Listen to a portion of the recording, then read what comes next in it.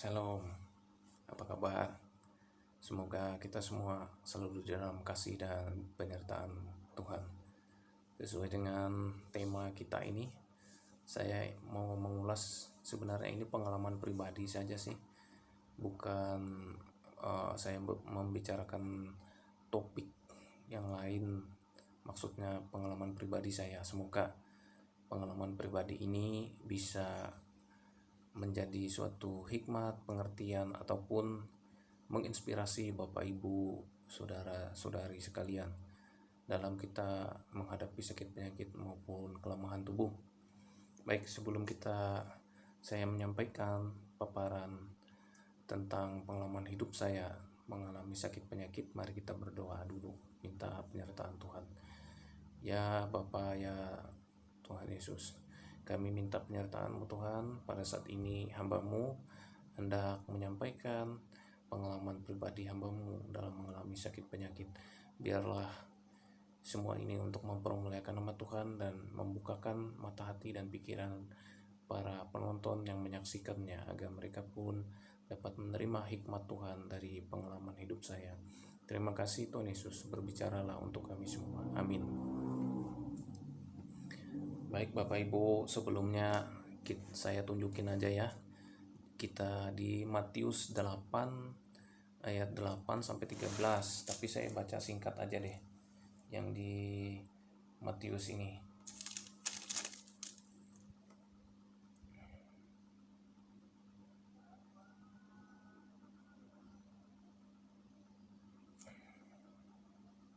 Nah, di Matius 8 ini ada Yesus menyembuhkan seorang perwira di Kapernaum. Perwira itu datang kepada Tuhan Yesus. Dia berkata, Tuhan, saya ini sebenarnya nggak layak membawa engkau ke rumah saya. Cukuplah engkau berkata saja sembuh, maka hambanya itu, yakni hamba seorang perwira itu akan sembuh di rumah sana, dari kejauhan saya sana, nggak perlu Tuhan datang. Lalu Tuhan bilang, imanmu ini luar biasa, nggak ada orang di Israel ini yang imannya sebesar dengan engkau. Jadi lalu dari maksud ini saya mau memberi Bapak Ibu pengertian. Iman itu syarat pertama, iman untuk kita menerima kesembuhan. Pertama iman, terus kedua hikmat. Hikmat itu logika kita dalam berpikir. Ketiga pernyataan Tuhan. Disinilah banyak orang Kristen yang tidak atau belum menerima pernyataan Tuhan, tapi lalu berhenti makan obat dokter, makan obat dari pihak-pihak medis. Nah, ini salahnya. Kita belum menerima pernyataan yang ketiga ini, pernyataan Tuhan. Pernyataan Tuhan kalau Bapak Ibu jeli membaca Alkitab ini, kesembuhan itu diterima ketika kita mendapat pernyataan Tuhan. Baik itu orang yang sakit pendarahan, ketika dia jamah jumpai Tuhan Yesus, Tuhan melengkapi dengan perkataan, imanmu sudah menyelamatkanmu. Nah, kurang lebihnya demikian, sembuhlah kamu. Nah, saat ini Bapak Ibu yang mengalami sakit, baik itu diabetes, jantung dan sebagainya, Anda berhenti makan obat, saya jamin penyakit Anda semakin kronis kalau tidak ada pernyataan Tuhan. Pernyataan Tuhan itu bisa dibuktikan secara laboratorium, secara medis, dan secara fisik dapat dibuktikan. Contohnya, orang yang kena penyakit kusta, ada 10 orang kalau tidak salah itu. Lalu Tuhan panggil, sini, kalian sembuh, katanya. Lalu percaya kalian, silakan jalan ke sana, katanya, menuju imam. Tunjukkan diri kalian itu sudah sembuh, periksa secara medis nih ceritanya, diperiksa dokter, periksa ke imam sana, tunjukin. Nah, kalau sudah kan, baru kita mempersembahkan kayak persembahan syukur, karena kita sudah tahir, sudah suci, sudah bersih gitu. Nggak ada lagi misalnya mempersembahkan domba, kambing, atau burung-burung atas ucapan syukur kita. Nah, ketika mereka di tengah jalan, berjalan, ini sudah ada pernyataan Tuhan kan, kalian sudah sembuh. Jalan mereka, di tengah jalan lalu mereka sembuh semua, kustanya hilang. Lalu cuma satu orang yang balik dan mengucap terima kasih, yang lain nggak kembali. 9 orang itu tidak kembali. Tuhan tanya, mana yang temanmu yang lain tadi?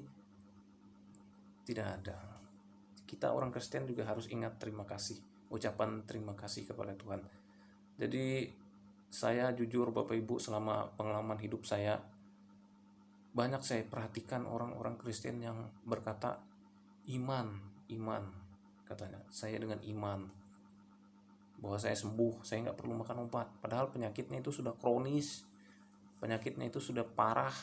Ada juga penyakit yang biasa-biasa aja, mungkin baru stadium 1, misalnya kayak diabetes stadium 1, terus dia nggak mau makan obat. Dengan iman aja katanya, dia nggak mau datang ke dokter, datang ke medis untuk periksa.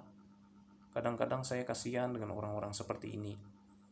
Makanya saya, maksud dari tujuan saya membuat video ini juga untuk membuka mata hati mereka. Mereka belum menerima pernyataan Tuhan tadi, 3 proses yang saya bilang tadi itu. 3 proses itu. Pernyataan Tuhan yang terakhir ini belum mereka terima, tapi mereka sudah berani menghentikan obat, memeriksakan kontrol diri ke medis. Ngeri loh. Saya sudah perhatikan, bahkan istri saya dulu yang pertama juga awalnya dari diabetes, lalu preeklamsi, lalu gagal ginjal, lalu jantung bengkak, lalu ada stroke, lalu mah kronis, akhirnya selesai. Iman harus disertai dengan tindakan Bapak Ibu. Karena pada saat itu saya ingat istri saya tidak makan obat. Dia sudah jenuh makan obat, katanya malas. Dan di samping itu juga mungkin karena saat itu logika kami belum sampai. Dan ketiganya kami tidak terima pernyataan Tuhan itu. Jadi kami pakai iman aja. Kan tadi iman, logika atau hikmat, dan pernyataan Tuhan. Kami cuma pakai ini aja, iman dan logika saja, tapi kami tidak menggunakan pernyataan Tuhan. Itulah kesalahan kami. Logika juga nggak kami pakai, kami nggak pergi ke dokter, ke medis kah, periksa kah. Akhirnya setelah semakin terlambat, barulah istri saya memeriksakan diri, dan sudah stadiumnya parah. Seharusnya dia stadium 1, sudah masuk ke stadium 5, penyakitnya semakin kronis. Dan selama proses pengobatan itu ya paling dapat bertahan kurang lebih hampir 2 tahun lah, saya anggap. Akhirnya istri saya yang pertama itu meninggal. Ini kesaksian pengalaman hidup saya. Setelah itu saya pun berdoa kepada Tuhan, seperti yang saya bilang di kesaksian saya sebelumnya. Saya menerima hikmat dari Tuhan bahwa saya ini dulu juga meminta jodoh ke Tuhan. Karena itu saya minta lagi jodoh ke Tuhan, pasangan hidup. Saya terima pasangan hidup lagi dari Tuhan Yesus. Dan setelah itu istri saya juga dalam proses itu 2 tahun baru setelah pernikahan kami baru dia hamil. Dan dalam kehamilannya itu dia juga sama seperti istri saya yang pertama, hipertensi naik, lalu preeklamsi. Nah, ingat saya dari pengalaman pertama, Tuhan tidak ada menyatakan bahwa istri saya sembuh dari penyakit diabetes, hipertensinya maksud saya. Nah, dari itu saya kami beli tensi digital, tensi nadi, cek nadinya tinggi, makan obatnya, saya bilang. Cek siang lagi, tensi tinggi, makan obatnya, saya bilang. Saya tekan dia. Ini untuk kebaikan Bapak Ibu. Saya tekan terus, makan obat. Akhirnya buah dari logika kesembuhan itu, karena kita tidak menerima pernyataan Tuhan, kita lakukan secara medis loh kesembuhannya. Saya bermalam di rumah sakit RS Awal Bros Betang Pembelum di Jalan Cilikriwut bersama istri saya. Dan di dalam satu kamar itu ada juga pasien lain. Ternyata pasien itu seorang pendeta dari Kabupaten Katingan, yakni bertugas di desa Tumbang Samba, kalau nggak salah, desa Tumbang Samba. Dan dia juga mengalami hipertensi. Bapak Ibu tahu, anaknya mati di dalam kandungan. Saya merasakan sakit dan sedihnya seorang ibu itu. Dia akan merasakan sakit. Anaknya itu sesar loh Bapak Ibu. Dikeluarkan dikeluarkan dalam kondisi mati, lalu dikuburkan. Itu hipertensi. Jadi saat saya bilang kayak gitu, saya kodein istri saya. Tuh, saya bilang, saya kodein gitu. Maksudnya, kalau kamu nggak nurut aku kemarin, anakmu bakal mati di perut kayak gitu juga. Nah, ini kenyataan Bapak Ibu. Saya bukan bikin cerita, bukan. Iman, logika atau hikmat, dan pernyataan Tuhan. Kalau pernyataan Tuhan tidak jalan, kita gunakan logika dong, yakni ke dokter, makan obat, selesaikan secara medis.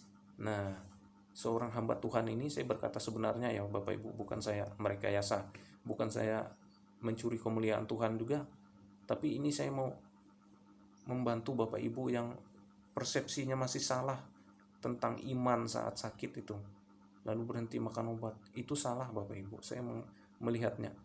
Ibu itu pun tensinya tinggi, seorang ibu pendeta itu, anaknya sudah meninggal, dia pun harus menurunkan tensinya itu. Kalau dia nggak makan obat, nanti bisa berbahaya lagi itu. Tapi saya kalau nggak salah itu ibu pendeta itu langsung steril dia, supaya nggak hamil lagi. Sama seperti istri saya, setelah itu langsung steril.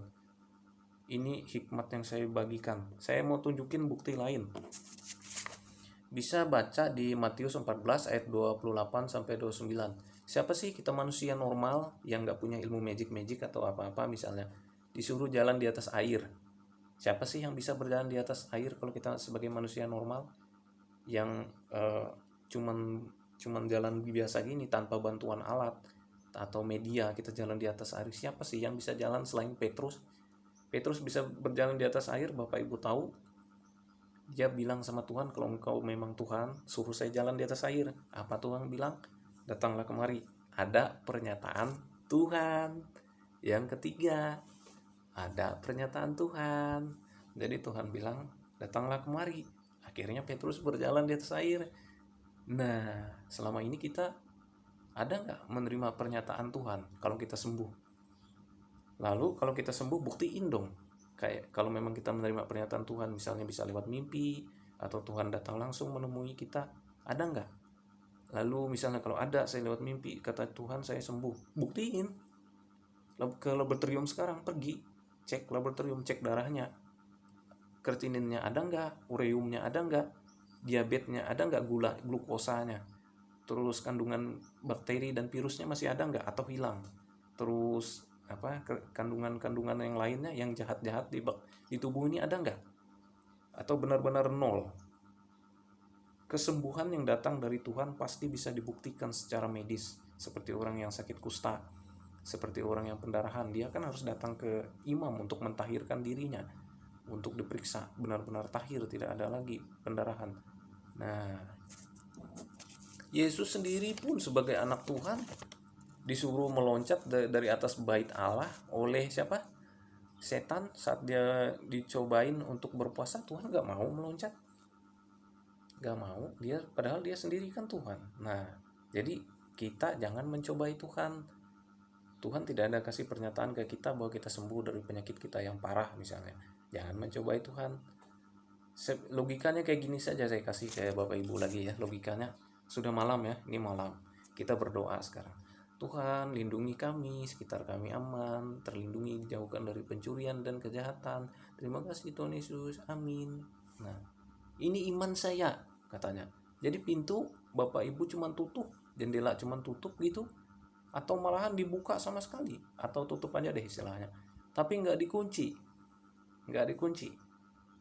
Iman harus disertai dengan tindakan. Tindakannya apa? Logika. Kalau Anda sakit, pergi ke dokter. Nah, itu namanya yang mencobai Tuhan. Anda bilang rumah Anda sudah aman karena Anda berdoa. Anda mencobai Tuhan kan? Kalau gitu, Anda tidak kunci pintu rumah Anda, lalu maling masuk, lalu Anda salahkan Tuhan. Tuhan, saya sudah berdoa, kok masuk maling? Di mana logika Anda? Nah, 3 ini tadi logikanya tidak Anda pakai. Anda punya iman tapi tidak punya logika, dan Anda tidak menerima pernyataan Tuhan. Ayo, kita orang-orang Kristen sekarang lebih hati-hati dan lebih waspada. Pengobatan medis itu sudah dibuktikan, ada registrasinya, BP POM-nya dan sebagainya. Ayo Bapak Ibu yang sakit, jangan berhenti makan obat Anda. Saya undang Anda untuk jangan berhenti makan obat Anda sampai hasil laboratorium membuktikan Anda bersih, tidak ada sakit penyakit Anda lagi.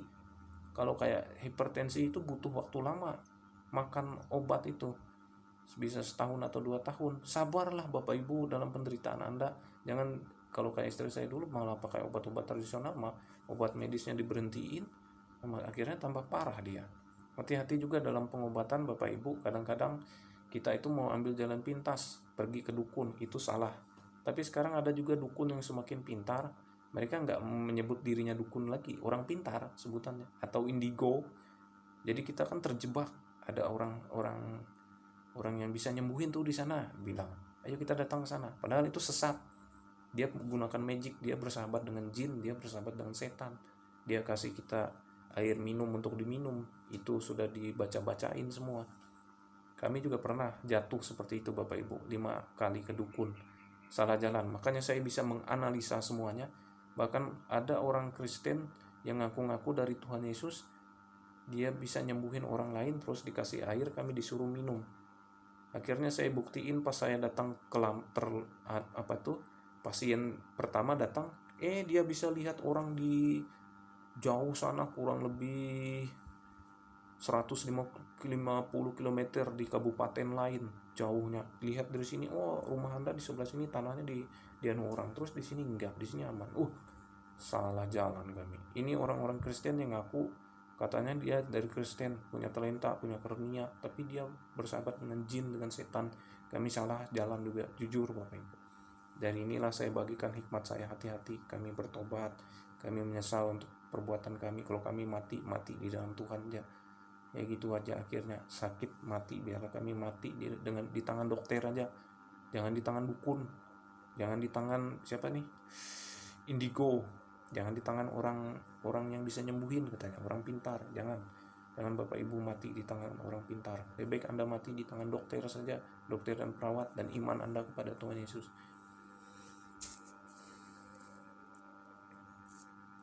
Nah, kan ada satu hal lagi, iman tanpa perbuatan hakikatnya mati. Bapak Ibu pernah dengar. Jadi jangan diplesetkan yang tentang itu ya.